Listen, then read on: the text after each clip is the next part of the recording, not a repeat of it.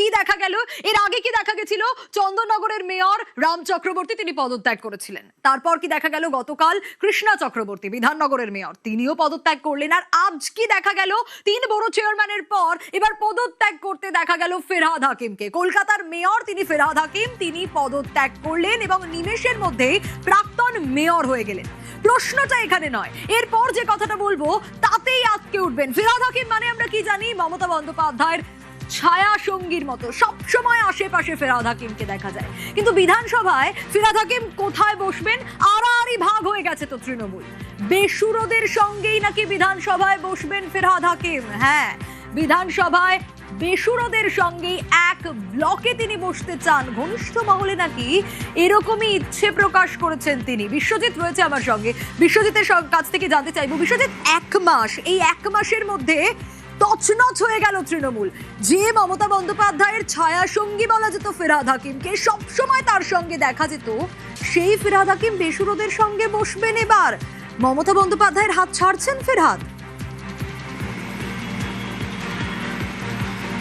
এখনো দেখো বিধানসভাতে যে তৃণমূল কংগ্রেস রয়েছে তার যে 80 জন বিধায়ক, সেই 80 জন বিধায়কের মধ্যে 58 জন তারা স্বাক্ষর করে দলনেতা নির্বাচিত করেছেন।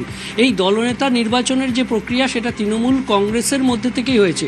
অর্থাৎ তৃণমূল কংগ্রেস বিরোধী দল হিসেবে বিরোধী বেঞ্চে বসবে এবং সেক্ষেত্রে তাদের মধ্যে যেহেতু দলের প্রতীকের দাবি নিয়ে আলাদা করে কোনো দল হয়নি, তাদের দলেরও নেত্রী মমতা বন্দ্যোপাধ্যায় রয়েছেন, তাই পৃথকভাবে নয়, অর্থাৎ যারা এই দলনেতা, অর্থাৎ বিধানসভায় দলনেতা ঋতব্রত বন্দ্যোপাধ্যায়, কারণ তৃণমূল কংগ্রেসের যে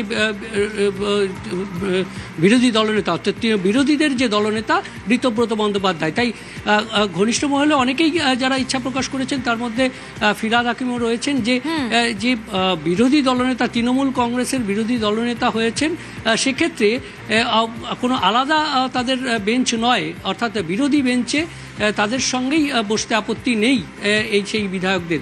অর্থাৎ যে বিধানসভায় আমরা জানি যে প্রথমে অভিষেক বন্দ্যোপাধ্যায় দলনেতা হিসেবে চিঠি দিয়েছিলেন এবং সেই চিঠি নিয়ে বিতর্ক তৈরি হয়েছিল, সেই চিঠির ঋতব্রত বিরোধী দলনেতা হয়েছিলেন এবং ঋতব্রতর পাশে বসতে কোনো রকম কোনো অসুবিধে নেই ফিরহাদের, সেরকমই কি ইচ্ছা প্রকাশ তার? একদমই সেই রকমই ঘনিষ্ঠ মহলে তিনি ইচ্ছা প্রকাশ করেছেন, যেহেতু তৃণমূল কংগ্রেসের তরফে এখন বিরোধী দলনেতা হিসেবে বিধানসভায় বিরোধী দলনেতা ঋতব্রত বন্দ্যোপাধ্যায়, সেক্ষেত্রে সেই তাদের থেকে দূরত্ব নয়, সেই একই সঙ্গে তাদের সঙ্গে বসতে ফিরহাদ হাকিম বা তাদের কোনো আপত্তি থাকার কথা নয়। অর্থাৎ তৃণমূল কংগ্রেস হিসাবেই তারা বিরোধী দলের মর্যাদা পেয়েছেন, সেক্ষেত্রে আলাদা কোনো দল নয়, তৃণমূল কংগ্রেসের থেকেই যেহেতু বিরোধী দলের মর্যাদা পেয়েছেন, সেই হেতু বিরোধী দলের নেতা হিসেবে তাদের সঙ্গে বসতে কোনো আপত্তি নেই, এমনটাই ঘনিষ্ঠ মহলে ইচ্ছা প্রকাশ করেছেন। বেশ, বিশ্বজিৎ।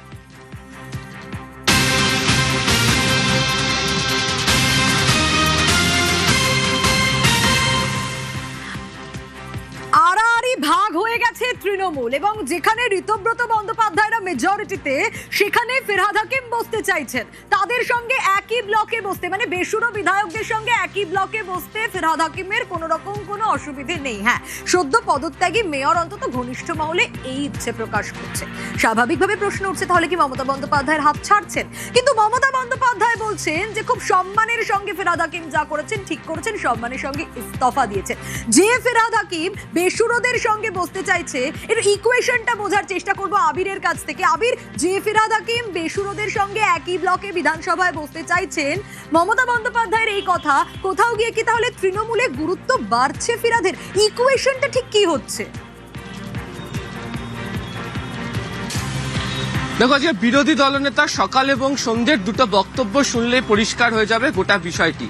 আজকে বিরোধী দলনেতা সকালবেলা তিনি যখন কথা বলছিলেন সন্দীপন শাহর বাড়িতে গিয়ে, সেখানে তিনি উল্লেখ করে বলেন কি 18ই জুন পর্যন্ত অপেক্ষা করুন, সদস্যের সংখ্যা আরও বাড়তে চলেছে এবং এই যে 18ই জুন পর্যন্ত অপেক্ষা করার কথা বলা হয়েছে, তাতে দুটো বিষয় তিনি পরিষ্কার করে চ্যালেঞ্জ করে দিয়েছেন। এক, তাদের কাছে যে সংখ্যা রয়েছে সেই সংখ্যা শুধুমাত্র চিঠির পরিপ্রেক্ষিতে নয়। দ্বিতীয়, তারা যে বিষয়টা উল্লেখ করে দিয়েছেন, যদি আগামী দিনে স্পিকারের তরফ থেকে বিধানসভার অভ্যন্তরে ফ্লোর টেস্ট করানো হয় সেটা দেওয়ার জন্য প্রস্তুত, এবং 52টা বিধায়ক হলেই হয়ে যেত, সেখানে তারা আরো বেশি সংখ্যা বাড়িয়ে নিতে পারছেন এবং যোগাযোগ রাখবেন। দ্বিতীয়ত, বিরোধী দলনেতার অপর একটা বক্তব্য আবার শুনতে হবে, ততক্ষণে কলকাতা পুরসভার মেয়র পদ থেকে ফিরহাদ হাকিম ইস্তফা দিয়ে দিয়েছেন। সেখানে দাঁড়িয়ে বিরোধী দলনেতা উল্লেখ করেছেন যে ফিরহাদ হাকিমকে তিনি বহুদিন ধরে চেনেন, আজকে বা আগামীকাল তিনি ফিরহাদ হাকিমের সঙ্গে কথা বলবেন। এই যে জল্পনাটা সকালবেলা বিরোধী দলনেতা জিয়ে রেখেছিলেন যে আরো অনেকে যোগাযোগ রাখছেন, সে আরো অনেক যোগাযোগ রাখার মধ্যে ফিরহাদ হাকিমের নাম থাকবে কিনা সেটার জন্য হয়তো 18ই জুন পর্যন্ত অপেক্ষা করতে হতে পারে। অবশ্য ফিরহাদ হাকিমকে তৃণমূল কংগ্রেসের তরফ থেকে, বিশেষ করে তিনি যেহেতু তৃণমূল কংগ্রেসের অন্দরে মমতা বন্দ্যোপাধ্যায় ঘনিষ্ঠ নেতা হিসেবে পরিচিত এবং তিনি যাবতীয় দায়িত্ব তাকে যখনই মমতা বন্দ্যোপাধ্যায় দিয়েছেন তিনি পালন করে এসেছেন এবং তিনি সেটা নিজেও বারবার ধরে উল্লেখও করেছেন। ফলে সেক্ষেত্রে দাঁড়িয়ে আজকে সূত্রের খবর, বৈঠকের মধ্যে ফিরহাদ হাকিমকে উদ্দেশ্য করে বলাও হয় যে ববি কাজ করতে পারছিল না, আজকে ইস্তফা দিয়েছে, দলীয় সম্মানজনক পদে ববিকে রেখেই কাজ করানো হবে। ফলে এক্ষেত্রে দাঁড়িয়ে তিনি তার আস্থা প্রকাশের জায়গাটা বলছেন।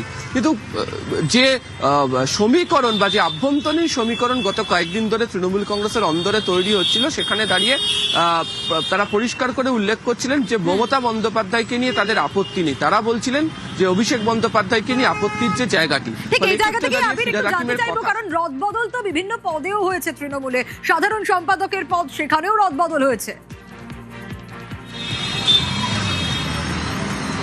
আজকে সাংগঠনিক একদম খোলনলচে বদলে ফেলা হয়েছে। আমরা দেখলাম যে অভিষেক বন্দ্যোপাধ্যায়কে সাহায্য করার জন্য দুজন যুগ্ম দায়িত্ব দেওয়া হয়েছে, দুজনকে নিয়ে আসা হয়েছে এবং যুগ্ম সম্পাদকের দায়িত্বে নিয়ে আসা হয়েছে জাতীয় ক্ষেত্রে দোলা সেন এবং ডেরেক ও ব্রায়ানকে।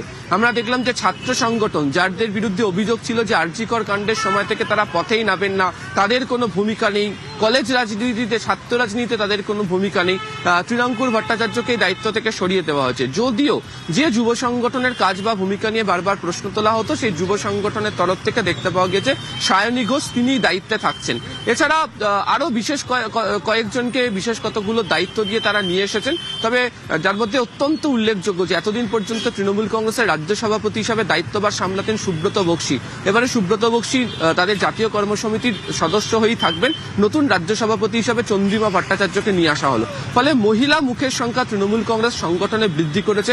আবার বিশেষ কতকগুলি ক্ষেত্রে নতুন দায়িত্ব দিয়ে যাদেরকে নিয়ে আসা হলো, সেক্ষেত্রে তৃণমূল কংগ্রেসের আভ্যন্তরীণ সমীকরণের ক্ষেত্রে বেশ কিছু রদবদলের ইঙ্গিত তা তো মিলছেই।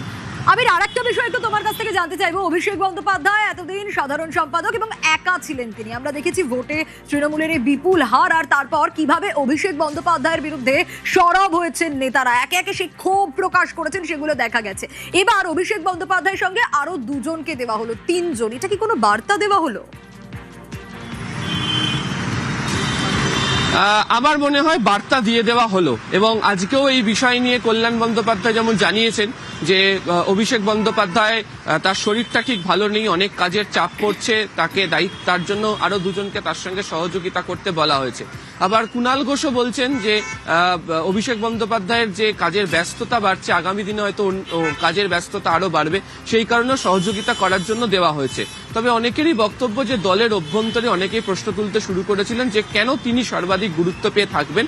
ফলে দলের তরফ থেকে এটা বুঝিয়ে দেওয়ার চেষ্টা করা হচ্ছে গুরুত্ব সবাই পাবেন, এবং যে ক্ষোভ বিভিন্ন জায়গা থেকে তৈরি হচ্ছিল সেই ক্ষোভকে প্রশমিত করার একটা চেষ্টা বোধহয় এর মধ্যে দিয়ে তৃণমূল কংগ্রেস করছে, যে নবীন প্রবীণ যারা কাজ করেন, যাদের যোগাযোগ রয়েছে, যাদেরকে কাজে লাগানো যেতে পারে, সবাইকে নিয়ে এসেই তারা দায়িত্ব সম্পাদন করতে চান। ফলে সে কারণেই যুগ্ম সম্পাদক বা জাতীয় দায়িত্ব অভিষেক বন্দ্যোপাধ্যায়ের সঙ্গে এই দুজন সাংসদ, রাজ্যসভা সাংসদকে জুড়ে দেওয়া হয়েছে, এমনটাই মনে করছে রাজনৈতিক মহল। বেশ আবির।